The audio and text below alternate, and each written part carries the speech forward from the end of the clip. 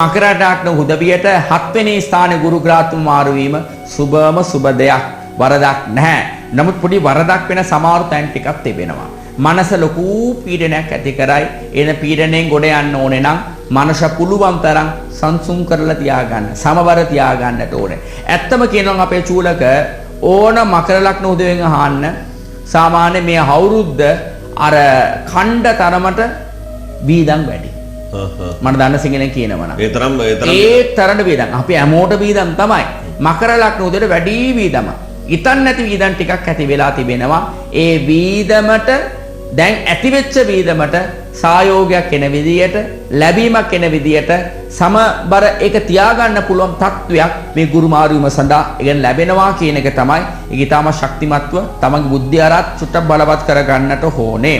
ඒ වගේම තමන් අර සෞඛ්‍ය පැත්ත පොඩ්ඩක් මකර ලග්න උදේට මේ ගුරු මාරු හොඳ මදි අපේ චූල. එතකොට හැමතිස්සෙම ඇඟට පණ නැති ගමක් වගේ අරිඩ නිින්දක් නැහැ කියන තත්වයක් මේ වගේ තත්වයක් ඇති වෙන නිසා ඕනෑම ප්‍රශ්නයක් මතක තියාගන්න රැයට නිදා ගන්නකොට ඔළුවේ තියාගන්න එපා. නිදා ගන්නකොට මුලින්ම ප්‍රශ්න ගැන හිත අපි හිතමු කියලා ඉතලා තම නිදා ගන්න. එහෙම නැත්නම් ප්‍රශ්න ගැන හිත තමන් ඉන්නවා නම් විසඳුම් හොයන්න පුළුවන් හැකියාවක් තමන්ට තිබුණොත්වත් ඒකට ශරීරේ තමන්ට ඉඩ දෙන්නේ නැතු යයි. ඒ නිසා බුද්ධිමත් වෙන්නට ඕනේ. කලබල තියෙන ආදිසි තියෙන ගන්න නැතු ඉන්න තරමට හොඳයි. ඒ වගේම අද වෙනතුරු තමන් ප්ලෑන් කරපු දේවල් සාර්ථක කරගන්න පුළුවන් හැකියාවක් වාසනාවක් තිබෙනවා. ඒ වගේම ප්‍රොමෝෂන්ස් මේ ආදි පැත්තේ තිබෙනවා රැකිරස්සා කරන උදවියට.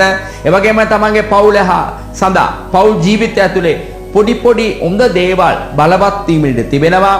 රැකිරස්සා පිටරට රැකිරස්සා වෙන උදවියට ඉතාමත් බලවත්ම මේ අවුරුද්ද ඒ කියන්නේ මේ ගුරු මාරුවීම තමයි ක්‍රියාත්මක වෙයි. ඔගස්ට් 2 වෙනිදාන් පස්සේ ආයෙත් ඔගස්ට් එකට මෙන්න. ඔගස්ට් 2 වෙනිදාන් පස්සේ සතුරු කරදර ඒ වගේම නීති සම්බන්ධ ගැටලු බාධා ඒ වගේම සෞඛ්‍ය පැත්තේ පොඩ්ඩක් බුද්ධිමත්ව මකර ලග්න උදවිය ක්‍රියාත්මක වෙනවා.